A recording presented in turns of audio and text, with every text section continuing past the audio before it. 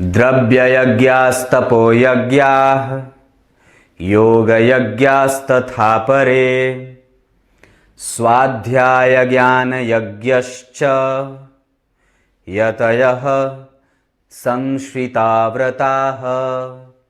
प्रिय दर्शकों नमस्कार। एक बार फिर से उपस्थित हूँ आप सबके सामने।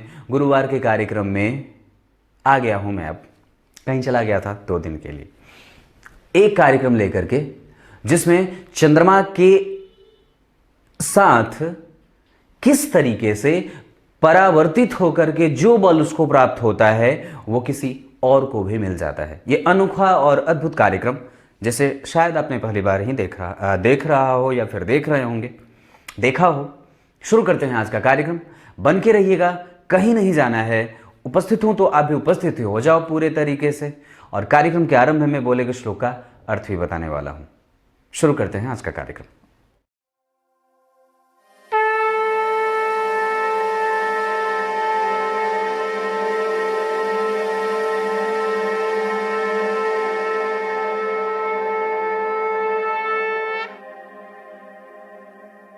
आइए अब आपको सीधे विषय पे लेके आता हूं। बात यहां ये है और जो समझने वाली है वो क्या है। आपकी कुंडली में चंद्रमा के ऊपर कितने ग्रहों का बल पड़ रहा है, मतलब आपके चंद्रमा कितने ग्रहों से दृष्ट हैं। अगर वो क्रमशः 3 से 4 ग्रहों से दृष्ट होते हैं तो अपना बल वो परावर्तित भी करते हैं। नहीं सुना है ना ऐसा? आइए बताता हूं। जैसे इसी में देखिए ध्यान से, आपके इसी चंद्रमा के ऊपर, चाहे वो किसी भी लग्न की कुंडली हो, इस चंद्रमा के ऊपर कौन कौन से ग्रहों का प्रभाव पड़ रहा है। गुरु यहां से देख रहे हैं, शुक्र यहां से देख रहे हैं, बुध यहां से देख रहे हैं। 3 ग्रह का प्रभाव पड़ गया। उसके बाद अब ये देखिए कि लग्न के अधिपति पे कहीं से चंद्रमा की दृष्टि है क्या।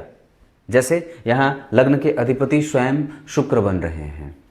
और अगर लग्न के अधिपति, ध्यान से समझिएगा, अगर लग्न के अधिपति पे शुक्र की, जैसे लग्न के अधिपति चाहे जो भी बनते हो, आपकी कुंडली में लग्न के अधिपति के ऊपर अगर चंद्रमा की दृष्टि कहीं से पड़ जाती है और उस चंद्रमा के ऊपर कई प्रकार के ग्रहों का प्रभाव हो, जैसे अगर शुभ ग्रह का प्रभाव ज्यादा हो तो ये ज्यादा अच्छी बात है। जैसे मैंने इस चंद्रमा को जहां स्थापित किया है उस पे प्रायः देखिए तो किसी भी पापक ग्रह का कोई प्रभाव नहीं डाला है। जैसे यहां पे शुक्र और बुध की दृष्टि है, गुरु की दृष्टि है, 3 शुभ ग्रह देख लिए, सूर्य भी नहीं देख रहे हैं, चंद्रमा तो स्वयं है ही, मंगल की भी दृष्टि नहीं है, बुध शुभ ग्रह बन रहा है, गुरु की दृष्टि है शुभ ग्रह होकर के, शुक्र की दृष्टि है शुभ ग्रह होकर के, शनि की दृष्टि है नहीं क्योंकि वो वहां से देखेंगे नहीं, राहु और केतु की दृष्टि है नहीं।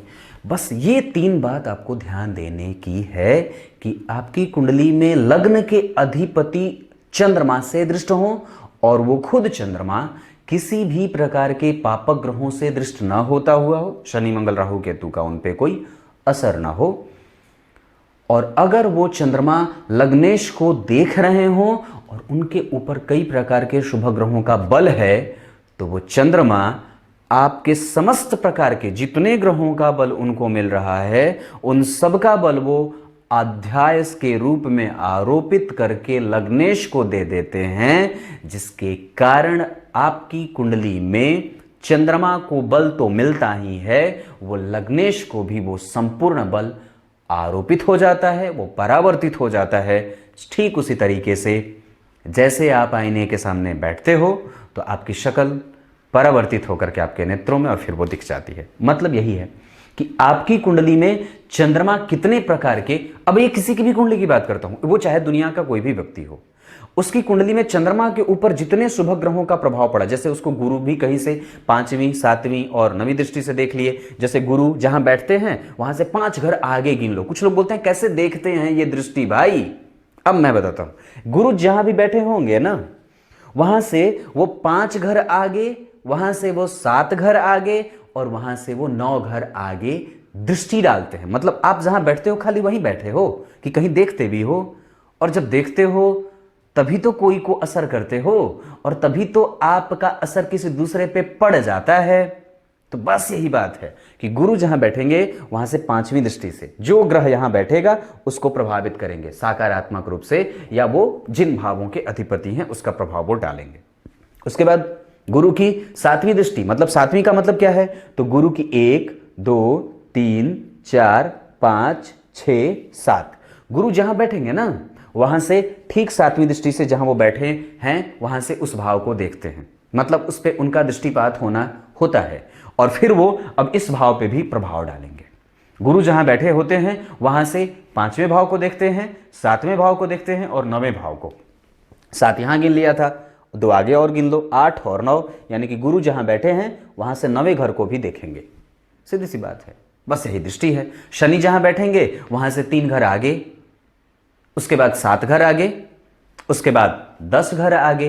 तो शनि यहां बैठे हैं तो शनि जहां बैठेंगे वहां से 3 घर आगे तो यहां, वहां से 7 घर आगे तो यहां, वहां से 10 घर आगे तो 7 यहां, तो 8 9 10 यहां भी देखेंगे। मंगल जहां बैठेंगे वहां से 4 घर आगे, तो मंगल जहां बैठेंगे उनको 3 दृष्टियां प्राप्त हैं, मतलब मंगल 3 जगह देख सकते हैं। जहां बैठे हैं वहां का प्रभाव देंगे ही, पर उसके अलावा भी वो और जगह देखेंगे। जैसे मंगल जहां बैठेंगे वहां से 1 2 3 4 चौथी दृष्टि, 7वीं दृष्टि यहां और 8वीं दृष्टि यहां, ऐसे वो ग्रह देखते हैं। तो ठीक उसी तरीके से तो आपकी कुंडली में, ये तो मैंने दृष्टि की बात बता दी कि ऐसे ऐसे ग्रह देखते हैं, पर वस्तुतः अगर चंद्रमा के ऊपर कई प्रकार के शुभ ग्रहों का असर है और वो किसी भी प्रकार के अशुभ ग्रहों से दृष्ट ना हो, मतलब कोई भी अशुभ ग्रह उन्हें ना देखता हो, तो वो अपना संपूर्ण बल अपने आप पे रख करके उसके बाद उसे वो लग्नेश को बस देखना चाहिए। ये शर्त है, वो लग्नेश को, जैसे शुक्र लग्न का अधिपति लग्नेश चंद्रमा से दृष्ट, तो वो संपूर्ण बल चंद्रमा लग्नेश को भी परिवर्तित कर देते हैं और खुद को तो बलवान बनाते ही हैं, वो लग्नेश को भी बलवान बना देते हैं। और फिर कुंडली में समस्त प्रकार की जो इच्छाएं होती हैं, जातक जो भी कर ले उसे वो पूरा करने में वो मन उसके साथ हो जाता है। वो अतुल्य संपत्ति का मालिक हो सकता है, वो श्रेष्ठ मतिमान हो सकता है, धार्मिक पुरोधा हो सकता है और ज्ञाता हो सकता है। बस इतनी सी बात थी, सोचा आपको बता दूं। अब आइए कार्यक्रम के आरंभ में बोले गए श्लोक का अर्थ बता देता हूं। गीता जी के 4थे अध्याय के 28वें श्लोक में भगवान ने बात कही है। यज्ञ कितने प्रकार के होते हैं ये तो बता ही देता हूं। इस धरा पे कई प्रकार के यज्ञ करे जाते हैं, पर उनको किसी मुख्य भागों में विभाजित किया गया है। जैसे कोई यज्ञकर्ता द्रव्य से यज्ञ करता है, कोई द्रव्य चढ़ा दिया, कोई द्रव्य का आहुति देता है, कोई तपस्या से यज्ञ को करने वाला होता है, कोई योग करके अपने यज्ञ को करता है, कोई योग से यज्ञ करता है, कोई पढ़ने वाला है तो ज्ञान यज्ञ, मतलब वो स्वाध्याय के द्वारा यज्ञ करता है। इतने प्रकार के यज्ञ हैं। कैसे? कोई द्रव्य से करा, किसी ने स्वाध्याय से करा, किसी ने योग से किया और किसी ने तप से किया। इतने प्रकार के यज्ञ कहे गए हैं। आप कौन सा यज्ञ करते हो? सोच के बताना। द्रव्य से ही करते होगे कि स्वाध्याय से? ज्ञान यज्ञ का मतलब अपने धर्म ग्रंथों का अध्ययन करना, और यज्ञ और पढ़ने का और पढ़ाने का मतलब ये नहीं होता है कि खाली जो है वो बायोलॉजी की पुस्तक उठा ली और पढ़ डाला, भूगोल की पुस्तक उठा ली और उसको पढ़ डाला, पर धर्म ग्रंथ का ज्ञान है ही नहीं, उसे भी पढ़ना है। अपने अलमारी में आपको ये चीज़ें भी रखनी होती हैं श्रीमन या श्रीमती। अगर ये पढ़ा और ये नहीं पढ़ा तो कुछ छूट रहा है जो आपको मजबूती नहीं दे रहा है। कुछ इसी तरीके से आज के कार्यक्रम का समापन करते हैं। तब तक के लिए इजाज़त दीजिए, कल एक बार फिर से उपस्थित होंगे आप सबके सामने। तब तक के लिए बहुत बहुत नमस्कार।